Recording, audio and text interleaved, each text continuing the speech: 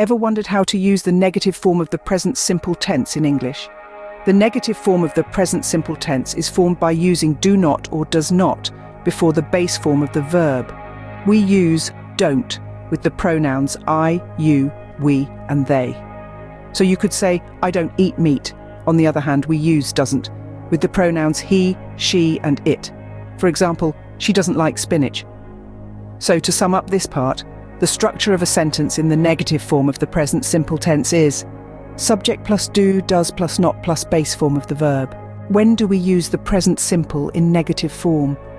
It's used to convey habits, routines, facts, and general truths. When we want to indicate that a certain condition or action does not happen or is not true, for example, I don't drink coffee in the morning. This sentence indicates a routine or habit that I do not do. Finally, if you found this content helpful, don't forget to subscribe and hit the notifications bell so you won't miss any of our future lessons. Stay tuned for more useful tips and insights about the English language.